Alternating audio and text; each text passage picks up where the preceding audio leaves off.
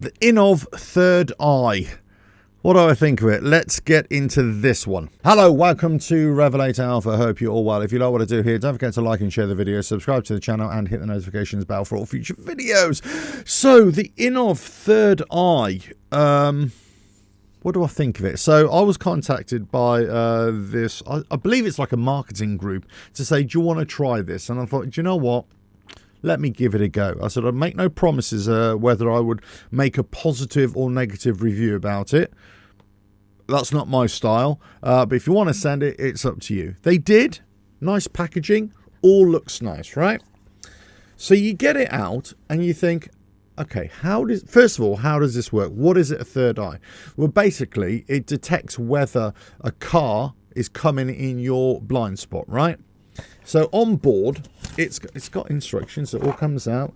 You know, it's all fine and dandy, as it were. Let me just grab. Hold on. How do I? There we go. Box. Right. All comes out. And it. Yeah. It's right. It's this, right? Okay. Thing is, how can I be positive about this? Okay, so let me just talk about this first of all.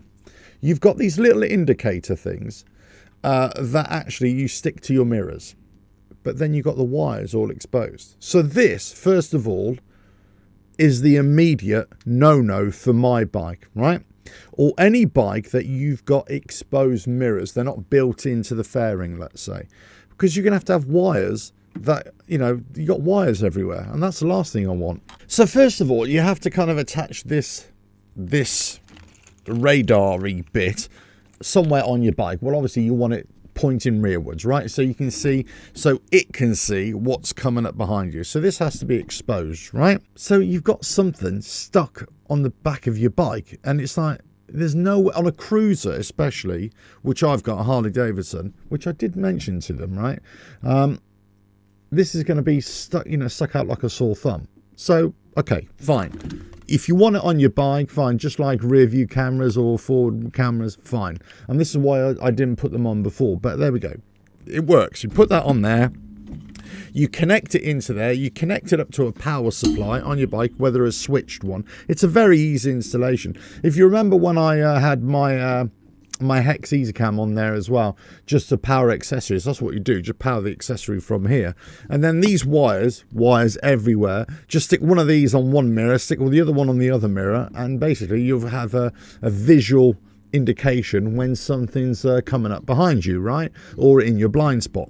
So that's it. It's a very kind of simple process, a very simple kind of thing. But would it work for my bike?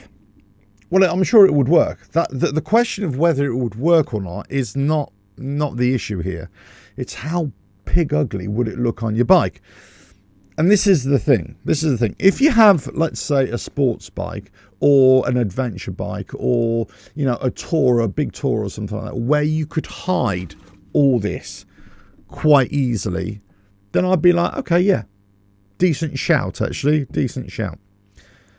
But if you can't, if you have to have the wires taped to things and it's clearly visible, it's not for me, right? So I'll just say that.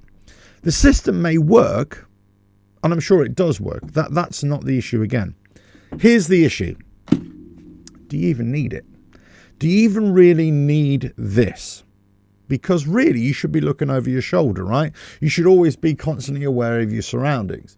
But somebody out there will say, no, this is not for those times. This is, let's say, when you just get distracted or you forget. It's always those moments. And I get that, because that can happen to anybody, right? You forget to do a lifesaver check, look over your shoulder that way or that way, depends which country you're in and which side of the road you're riding on, of course. So I get all that. But it still seems to me that you're investing in a whole load of equipment that you necessarily just do not need. So I'm not going to fit this to my bike. And that's my problem with this Innov third eye. It's not necessarily that, you know, it doesn't work, because I'm sure it does work. I mean, this you're going to have to keep clean anyway, right? So on UK roads, it's sort of always something. If you've got cameras on your bike and also this kind of radar equipment, you have to make sure that it's always clean surfaces, okay? So fine, that's something you have to be meticulous about. If you could hide it on your bike or not make it so obvious, I'd be sold on it to a certain degree. But I always come back to the same thing. Do you even need it? Do you even need this? And shouldn't you just be doing your lifesaver check? Shouldn't you just be more aware of your surroundings anyway? Now, some people might say, well, certain riders don't have a lot of neck mobility. They might not be able to see. I get that as well, right? And some have that kind of issue that they can't look all the way over their shoulder, right? I get that as well. But here's the thing. With regular checks of your mirror, constantly doing it, it's a constant process. Even though you're not looking over your shoulder, you should always be able to see what's coming up behind you as well. So I'm not sold on this, actually. They sent it to me to have a look at it. I went to put it on my bike to power up just to see how I could power it up. I thought, oh yeah, it's a very easy process. But then I just suddenly realised I'm going to see everything. And the one thing I don't want to see on my bike is extra wires exposed, this kind of thing. So a lot of it, yeah, you can hide on the underside. You can hide on the, underneath the seat and underneath the tank. That's all that, and that's fine. But you're still going to have the wires coming out from the handlebar up to the mirrors as well. Yeah, not for me. Decent effort, decent bit of kit. In terms of technology, it works. But it will look pig ugly on a cruiser, pig ugly on a naked bike, pig ugly on any kind of bike that hasn't got lots of plastic around it to hide the wiring in. And I just wonder, would you even really need it? Now, I haven't looked at any reviews of this as well, so I don't know. So this video is not about a review of this third eye. I just wonder, why would you even get something like this? It might work. It might be a good thing for you. And I suppose if you use it on a regular basis, you become accustomed to it. The problem is retrofitting stuff like this to a bike usually makes it look really ugly. And this is not just this, but it's other technology as well. However, as technology has moved on and this kind of technology is already built into a bike, because it's all hidden, it's all seamless, you don't notice it, right? But to put something like this onto a bike, nah. So there we go. That's it. That's the Innov third eye.